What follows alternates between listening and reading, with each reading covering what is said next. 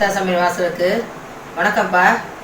இப்போ நம்ம எதை பற்றி இப்போ உங்கள்கிட்ட பேச போகிறோம் அப்படின்னா, சம்மர் காலத்தில் அதாவது வெயில் காலத்தில் என்னென்ன நோய் வரும், முக்கியமாக என்ன வரும், அதற்கு உண்டான தீர்வுகள் என்ன பற்றி தான் நம்ம பேச போகிறோம். முதல்ல என்ன நோய் வரும் அப்படிங்கிறத நான் உங்களுக்கு சொல்லிடுறேன். முக்கியமானது என்னது கேட்டோம்னா, வெயில் காலத்தில் வரக்கூடியது அம்மை தான் நிறைய வரும். இது மழை காலத்தில் ரொம்ப ரேராக வரும். அங்கங்கே ஒன்று கேள்விப்படுற மாதிரி அம்மை போட்டுருக்குன்னு இந்த மழை காலத்துலேயே வந்துச்சு, இந்த பனி காலத்துலேயே வந்துச்சுப்பாங்க. அது வர கணக்கே இல்லைப்பா. ஒவ்வொருத்தவங்களோட உடம்பு ஹீட்டான உடம்பாக இருந்துச்சுன்னா அது எப்போ வேணாலும் வரலாம். இது வெயில் காலத்தில் எல்லா இடத்துலையும் நிறைஞ்ச பாக்கியமாக இந்த அம்மைங்கிற ஒரு நோய் வந்துடும். அதை நோய்ங்கிற காட்டிலையும் எங்கள் காலத்தில் சொல்லுவாங்க, அம்மை போட்டிருக்குன்னா அது அந்த வீட்டுக்குள்ள அம்மா அதாவது தெய்வம், அம்மன், மாரியம்மன் குடியிருக்காங்க, வந்திருக்காங்க எங்கள் வீட்டுக்கு, இப்படி தான் சொல்லுவோம். அம்மை நோய் தாக்கத்துக்கு உண்டானவங்களுக்கு கூட வா போன்னு பேச மாட்டோம். அம்மா வந்திருக்காங்க, இருக்காங்க, சாப்பிட்டாங்க, பாத்ரூம் இருக்காங்க, இப்படி தான் சொல்லுவோம். ஏன்னா அவங்களுக்கு அப்படி ஒரு சிறப்பு கொடுப்போம். அதாவது தெய்வத்துக்கு பணிஞ்சு பயந்து இருந்த காலம் அந்த காலத்தில் எங்களுக்கு பெரியவங்க கற்றுக் கொடுத்தது அதுதான். அப்படிங்கும்போது இந்த அம்மையில் நிறைய வகைகள் இருக்குப்பா. நான் கேள்விப்பட்ட வகைகளில் பெரியம்மை, சின்னம்மை, மணல்வாரி, கொப்புளிப்பியான், தட்டம்மை, சொரக்காம்மை, பொண்ணுக்கு வீங்கி, இந்த மாதிரி நிறையதை எங்கள் அம்மா, எங்கள் பாட்டி, எங்கள் அப்பத்தா இதெல்லாம் சொல்லி நான் கேள்விப்பட்டதை உங்களுக்கு சொல்லியிருக்கேன். இந்த பெரியம்மை சின்னம்மை அப்படி கேட்டோம்னா உடம்புல எப்போ வரும், இந்த அம்மையானது எப்போ நம்மளுக்கு உடம்புல தாக்கத்தை உண்டு பண்ணுன்னு கேட்டோம்னா, நம்ம இருக்குமே செய்யும் உடம்புல காய்ச்சல் வந்துடும்.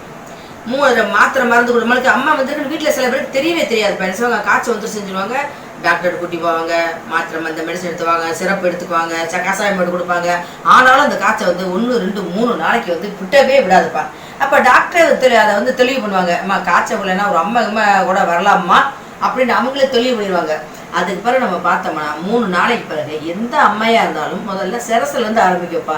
சிலருக்கு தலையிலேருந்து ஆரம்பித்து கால், அதாவது விரல் வரைக்கும் கூட அம்மைப்படும். அப்போ அதில் முக்கியமானது என்னன்னா பெரியம்மன் சொல்லுவாங்கப்பா. அது எப்படி கேட்டோம்னா, மிளகு சைஸில் அப்படி கொப்பளமாக வரும், அப்படி சீல் வச்சு பழுத்துக்கிட்டு வரும். முதல்ல சிகப்பாக வரும், அப்படியே அது பழுத்து அப்படி வெள்ளை சீல் வச்சுருக்கும். முதல்ல நெத்தியில் தான் இப்போ முதல்ல வரும். முதல்ல சின்ன சின்ன கொப்பளமாக வரும். அது என்ன செய்யும், அப்படியே ஒரு 3 நாளாக தெரியுதுன்னு பார்த்தோம்னா 3 நாள், 5 நாள், 7, 9, 11, 13, இந்த 13 நாட்கள் வரை கூட அந்த அம்மை தாக்கம் பெருசாக இருக்கும். இந்த அம்மை நோய்ங்கிறது எப்படி வருதுன்னா, எலும்பை தொலைச்சதே வருது. அதாவது நம்மளுக்கு உள்ளுக்கு இருக்க வெப்பத்தை வெளியேற்றி அது வெளியே கொண்டு வர்றதே இந்த அம்மை நோய்ங்கிறது.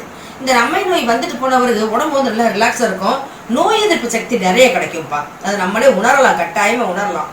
அப்படிங்கும்போது நெத்தியிலேருந்து ஆரம்பித்து ஒவ்வொரு பகுதியாக போடு. கண்ணங்கன்னா சிலருக்கு நிறைய போட்டிருப்பா, போட்டு கை கால் எல்லாம் போட்டுரும், பூட்டா இருக்குன்னு சொல்லுவாங்க. பாப்பா என்ன செய்வாங்க, வெளியாளுகள் உள்ளே விடக்கூடாதுப்பா, ஞாபகம் வச்சுங்க. அதுலேயே சின்னம்மே சொல்லுவாங்கப்பா. அது என்ன, மிளகுலையே ஒரு மிளகை பிரித்தோம்னா 3 ஆக்கணும் அப்படி பார்த்தீங்களா, அந்த மாதிரி குட்டி குட்டியாக இருக்கும், கொப்பளமாக அதுவும் சீல் வச்சே இருக்கும், அதுவும் பூட்டா இருக்கும். எல்லா அம்மைக்குமே 3 நாள் 5 நாள் காய்ச்ச விடாமல் அடிக்கும். அடித்த பிறகுதான் அந்த அம்மையே வரும். அப்படி வந்துடும். இது பெரியம்மை, சின்னம்மை. கொப்புளிப்பான்னு சொல்லுவாங்கப்பா. கொப்புளிப்பான்ங்கிறது அம்மையிலே ரொம்ப பெருசுப்பா. அது என்ன பண்ணோம்னா பெருசாக இருக்கும்ப்பா. கொப்பளமே ரொம்ப பெருசாக இருக்கும், தாக்கமாக நிறைய இருக்கும். அந்த கொப்புளிப்பான் அம்மை வந்துச்சுன்னா அந்த புண்ணை ஆறுச்சுன்னா கூட தழும்புகள் நிறைய கிடைக்கும். உடம்புகளில் தழும்புகள் நிறைய பேருக்கு வந்திருக்கும். முகமே சிலருக்கு தழும்பால் அப்படியே நிறைஞ்சு போயிருக்கும், மாற்றவே முடியாது. அதை இது கொப்புளிப்பான். தட்டமைங்கன்னு ஒன்று வரும்ப்பா. அது என்ன சொன்னா, அந்த காலத்தில் 1 பைசா நாணயம் மாதிரி இருக்கும்ப்பா.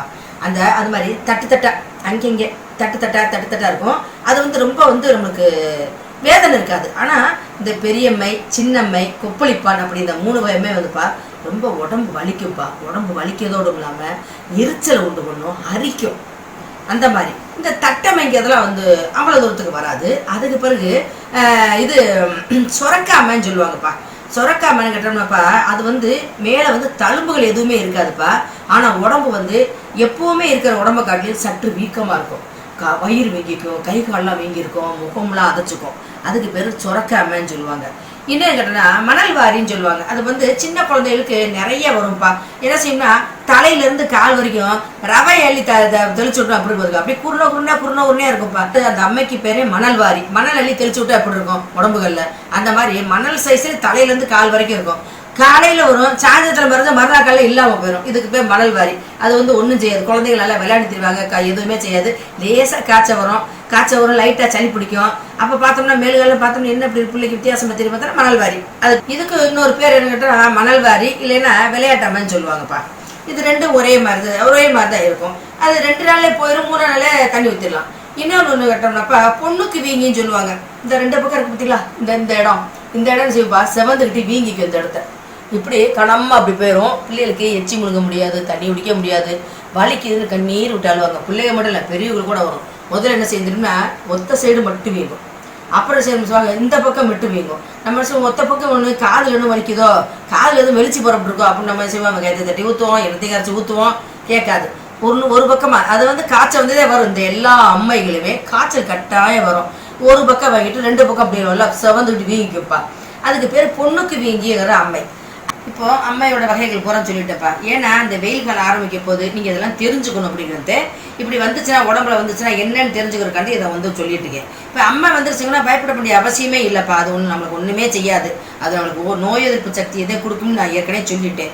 இது வந்து சின்னவங்களுக்கு வருமா பெரியவங்களுக்கு வருமா, அது வந்து வர்றதுக்கு இன்னாரும் கணக்கே கிடையாதுப்பா. யாருக்கு வேணாலும் எந்த அம்மா வேணாலும் எப்படி வேணாலும் வரலாம். நம்ம வந்து இந்த மாதிரி வராமல் இருக்கணும்னா நான் சொன்ன மாதிரி குளிர்ச்சியானது சாப்பிடணும். இந்த அம்மை வந்துச்சுன்னாப்பா சில பேருக்கு நான் பல பேருக்கே வந்து அது அம்மையா என்னன்னு கூட தெரியாதுப்பா. டாக்டர்கிட்ட கொண்டு போயிடுவாங்க. அவங்க அலர்ஜியாக இருக்குன்னு சொல்லிட்டு அதுக்குன்னு ஒரு களிமத்துருவாங்க, செய்வாங்க, மாத்திரை வந்து கொடுப்பாங்க. அதனால் முடிஞ்ச அளவு இப்படி அம்மா ஒரு காய்ச்சல் வந்து இப்படி மாதிரி தட்டுப்படுதா, அவங்களுக்கு தென்படுதா அப்படின்னா பக்கத்தில் இருக்க பெரியவங்ககிட்ட, தெருவில் யாரும் ஒரு பெரியவங்க இல்லாமல் இருக்க மாட்டாங்கப்பா, அவங்கள்ட்ட கொண்டு காமிங்க. அவங்களே சொல்லிடுவாங்க, அம்மா தான் போட்டுக்க வச்சுக்கோன்னு சொல்லியிருப்பாங்க. அப்படிங்கும்போது அவங்களோட யோசனை கேட்டு அந்த மாதிரி நடந்துக்கணும்ப்பா. இது வந்து வீட்டில் இருக்க சாதாரண நபர்களுக்கு தான் வரும்னு சொல்ல முடியாது. கர்ப்பிணி பெண்களுக்கு கூட வரலாம், குழந்தை பெற்றவங்களுக்கு கூட வரலாம். குழந்தை பெற்றவங்களா பிறந்த குழந்தைக்கே கூட வரலாம்ப்பா. அதெல்லாம் ஒன்றும் பயப்பட வேண்டிய அவசியம் இல்லை. எல்லாருக்குமே இது வர்றது தான். அதனால அம்மா வந்து கண்டி நீங்கள் பயப்பட வேண்டிய அவசியமே கிடையாது. இது வந்து இது இந்த நிமிஷத்தில் இந்த இது வரும், இப்படி காய்ச்சல் அடிச்சு இந்த மாதிரி வரும், இந்தந்த தன்மையில் இருக்கும், நீர் கோர்த்துக்கிட்டு இருக்கும், மணலாட்டம் இருக்கும், வீங்கி இருக்கும், இந்த மாதிரி இருக்க டைப்பு பூரா நான் உங்களுக்கு சொல்லியிருக்கேன். இப்படி அம்மா வந்த பிறகு அதுக்கு நம்ம எப்படி நம்ம சுத்தபத்தமாக இருக்கணும், என்ன மாதிரி உணவுகள் எடுத்துக்கலாம் அப்படிங்கிறத அடுத்த வீடியோவில் சொல்கிறேன். அதுவரை நீங்கள் வெயிட் பண்ணுங்கப்பா. நன்றி, வணக்கம்.